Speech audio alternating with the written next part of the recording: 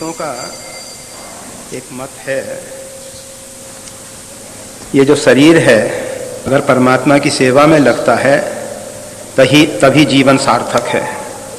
अगर ये शरीर परमात्मा से विमुख हो जाए, परमात्मा की सेवा में न लगे, तो ये जीवन पाना, मानव जीवन पाना निरर्थक है।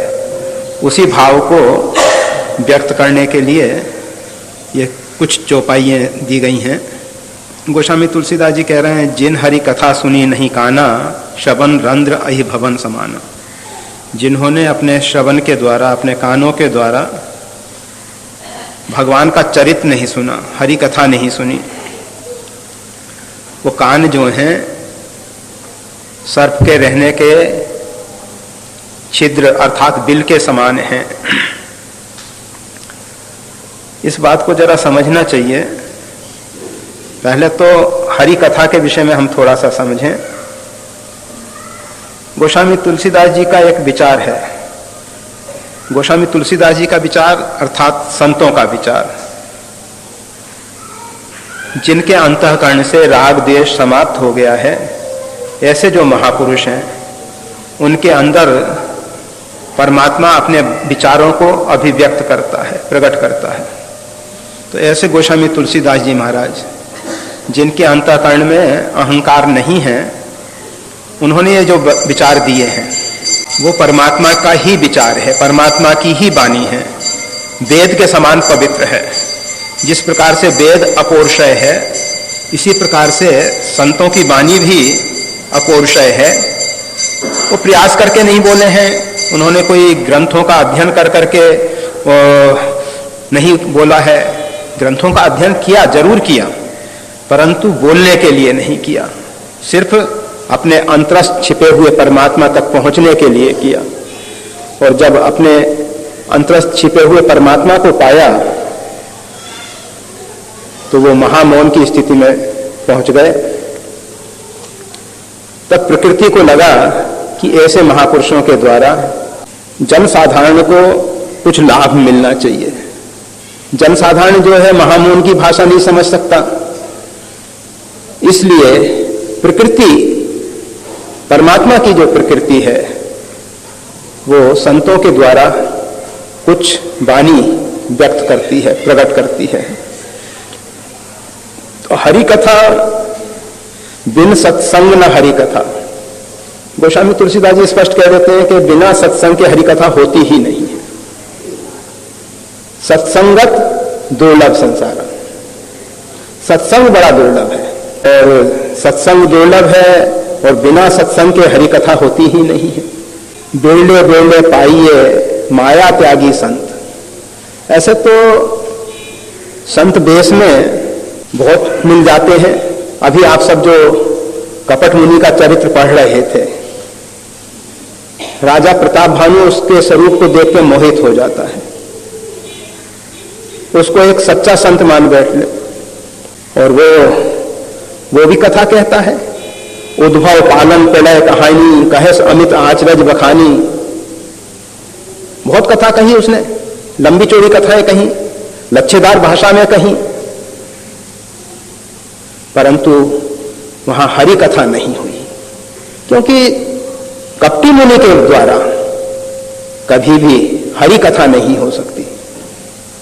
वो व्यक्ति सिर्फ अपना स्वार्थ सिद्ध करने के लिए, अपना स्वार्थ हल करने के लिए, राजा को फंसाने के लिए ये सब कथाएं कह रहा है। आपने देखा होगा कुछ लोग हैं जो मछली को उसके खाने योग्य चारा देते हैं। कुछ लोग ऐसे हैं कि जो चारे की ओट में मछली को फंसाते हैं। कुछ लोग तो मछली को आटे की गोली दे रहे हैं कि छोटे छोटे आटे के कणों के द्वारा, गोली के द्वारा इसकी तृप्ति होगी। और कुछ लोग ऐसे हैं कि आटे की गोली के माध्यम से उस मछली को फंसा रहे हैं, या और जो मछली को प्रिय चारा है उसके माध्यम से उसको फंसा रहे हैं। तो ये जो कपटी मुनि है वो सब कपटी मुनि है। ये नहीं, वो सभी कपटी मुनि हैं जो जन साधारण को भगवत कथा कह के अपना स्वार्थ सिद्ध करना चाहते हैं। भगवत कथा निज गिरा पावन करन कारण, राम जस तुलसी कहो। अपनी वाणी को पवित्र करने के लिए भगवान का चरित्र कहा जाता है। मोरे मन प्रबोध जय होई, जिस प्रकार से हमारे अंदर बोध की प्राप्ति हो, इसलिए भगवान का चरित्र कहा जाता है। कीरत भनित भूत भल सोई, सुर सरी सम सब कहां हित होई। गंगा की तरह भगवत कथा जो है यही लौकिक और पारलौकिक दोनों प्रकार से कल्याण करे, इस भाव से कथा कही जाती है। अथवा स्वांता सुखाए तुलसी रघुनाथ गाथा, अपने अंतःकरण के आनंद के लिए भगवत चरित्र कहा जाता है, दूसरे को फंसाने के लिए नहीं, अपना उल्लू सीधा करने के लिए नहीं, अपना स्वार्थ पूरा करने के लिए नहीं। अगर अपना स्वार्थ पूर्ति के लिए हम कथा कह रहे हैं, भगवान के चरित्र को हमने माध्यम बना लिया है, तो वो हरि कथा नहीं होगी, वो कपटी मुनि की कथा होगी।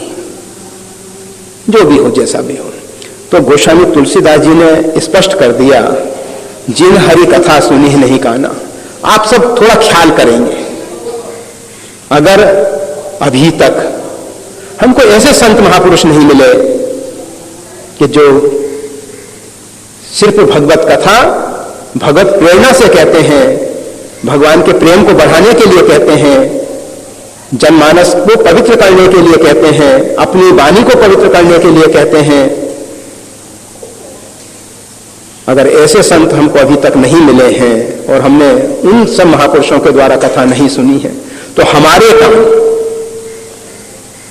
सर्प के रहने योग भवन जैसे हैं। शवन रंध्र अहि भवन समाना। शवन का जो छिद्र है वो सर्प के रहने के लिए भवन बन गया। जरा पुनः इसको समझें। शवन जो है, जिसके अंदर भगवान का चरित्र प्रवेश नहीं कर रहा है, हरि कथा प्रवेश नहीं कर रही है, उसमें फिर संसार के विषयों की चर्चाएं सुनाई देंगी, क्योंकि कान बंद तो रहेगा नहीं। वैसे भी आप देखेंगे, नेत्र के ऊपर एक शटर है, जब हम चाहे नेत्र को बंद कर सकते हैं। जीभ के आगे दो शटर हैं, एक दांतों का और फिर ओष्ठ का। जरा ज्यादा खतरनाक है, जीभ बहुत खतरनाक। परमात्मा ने डबल शटर लगाए इसको बंद रखने के लिए। ये परमात्मा की बड़ी निराली कृति है। ये जो मानव शरीर है, ये परमात्मा की एक बहुत अद्भुत कृति है, अद्भुत कृति है। जीभ में भगवान ने हड्डी नहीं दी, जीभ में दो विषय हैं जीभ के। एक रसना के रूप में रसास्वादन करना, एक वागेंद्री के रूप में बोलने का काम। श्रवण दो, नेत्र दो, काम एक एक, और जीव एक, काम दो, और उसके आगे भी डबल शटर। ये क्या व्यवस्था है? बहुत सोच समझ के बोलो। ये नहीं कि हमेशा बड़बड़ करते रहो, कुछ भी बोलते रहो। बहुत सोच समझ के बोलने की जरूरत है। और कोमल बोलो, हड्डी नहीं है ना, कोमल बोलना चाहिए। श्रवण रंध्र अहि भवन समाना। कान जो है उसमें शटर नहीं है, जब चाहे सांप आके प्रवेश कर जाए। ये जो संसार के विषयों की कथा है, सांसारिक जितनी चर्चाएं हैं, वो सब सर्पों के सदृश हैं, वो हमारे कान में प्रवेश करेंगी। आपको मालूम होगा, घंटाकरण जो है, बद्रीनाथ जी के जो क्षेत्रपाल हैं, उनका नाम है घंटाकरण। नाम तो उनका कुछ दूसरा रहा होगा, परंतु उन्होंने अपने कान के आगे एक घंटा लगा लिया था, घंट लगा दिया था। क्यों? क्योंकि शिव नाम के अतिरिक्त दूसरा नाम सुनना नहीं चाहते थे। जब कोई दूसरा कुछ बोलता था तो वो घंटे को बजाते थे, जिससे कि कान में दूसरे शब्द प्रवेश ना कर पाए। हम सब ये नहीं कर सकते। हम सबको तो दूसरों की निंदा सुनने में रस मिलता है। कहीं किसी की निंदा हो रही है तो हम उसमें बड़ा रस लेते हैं, और जब वो चुप होना चाहता है तो थोड़ा सा हम और उसको उकसाते हैं कि जिससे और बढ़ बढ़ के बोले वो। उसमें हमको बहुत रसानुभूति होती है। तो ये हमारे कान जो हैं सर्प के रहने के लिए भवन जैसे हैं, और अगर इन कानों के द्वारा भगवत भागवत चरित्र सुना जाता है, परमात्मा की कथा सुनी जाती है, संतों का चरित्र सुना जाता है, भक्तों का चरित्र सुना जाता है, तो ये कान परमात्मा के निवास करने के योग बन जाते हैं। जिन कानों में भगवान का चरित्र प्रवेश करता है वो कान पवित्र हो जाते हैं, और पवित्र स्थान पर परमात्मा विराजमान होते हैं। तो जिन हरि कथा सुनी नहीं काना, शवन रंध्र अहि भवन समाना।